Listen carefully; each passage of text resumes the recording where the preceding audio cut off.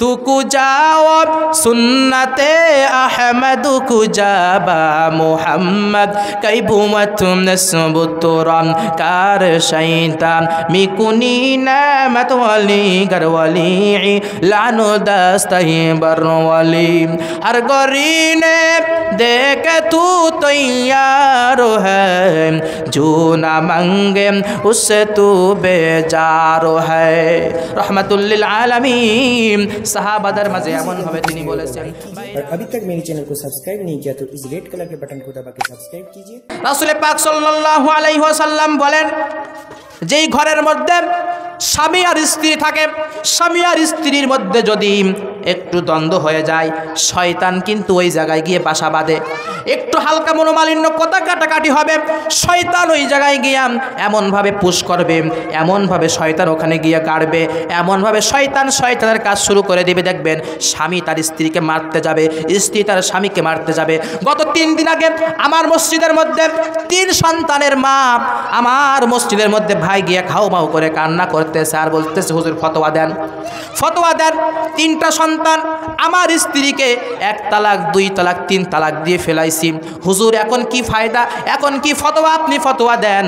কিন্তু হাদিস অনুযায়ী তো দেখা যায় একটা মহিলাকে যদি 3 তালাক মুখ থেকে জবান দিয়ে বলা যায় তো তালাক হয়ে যায় ওই মহিলা তার জন্য হারাম হয়ে যায় 3টা সন্তানের মা 3টা সন্তানের বাবা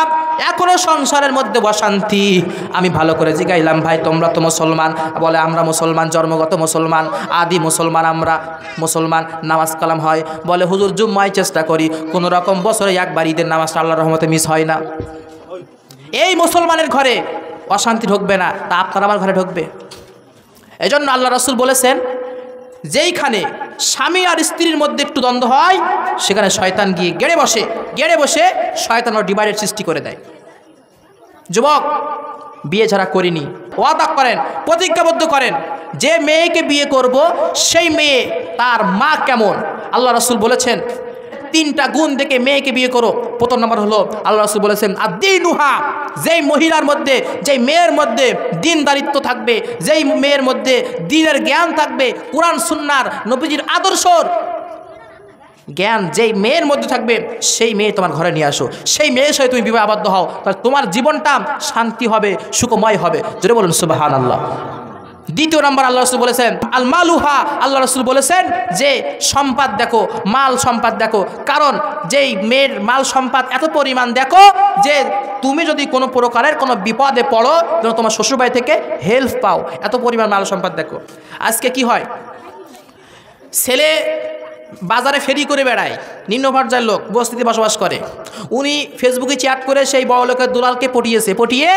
পরে কেস কাম করে মারামারি করে গলায় ফাঁস দিয়ে এখন কি বলে জেলের ভাত খাচ্ছে দেখেন এই সমাজে এরকম হয়ে গেছে আল্লাহ রাসূল বলেছে তোমরা টাকা পয়সা থেকে বিয়ে করো কিন্তু এরকম টাকা পয়সা আল্লাহ রাসূল কি বলেছেন এদের যুবক আপনাদের নসিহত এগুলো আমাদেরকে মানতে হবে আল্লাহ রাসূল 3য় নাম্বার বলেছেন যেই মহিলার সুন্দর চরিত্র চেহারা থাকবে সেই মহিলাকে বিয়ে করো আপনার চেহারা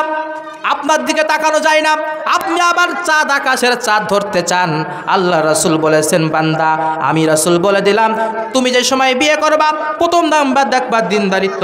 দ্বিতীয় নাম্বার দেখবা তার মাল সম্পদ তৃতীয় নাম্বার দেখবা তার চেহারা এই 3টা গুণ যদি কোনো মেয়ের মধ্যে পেয়ে যাও বিসমিল্লাহ বলে ওই মেয়েকে কবুল করে বিয়ে করে নাও বিয়ে করে নেওয়ার পরে তোমার ঘর দেখবা ইসলামের মাইন্ডে সাজানো শুরু হয়ে যাবে তোমার ঘরের মধ্যে যেই কটা সন্তান আল্লাহ দিবেন এই সন্তানগুলো দেখবা তোমার মায়ের আদর্শ বাবার আদর্শ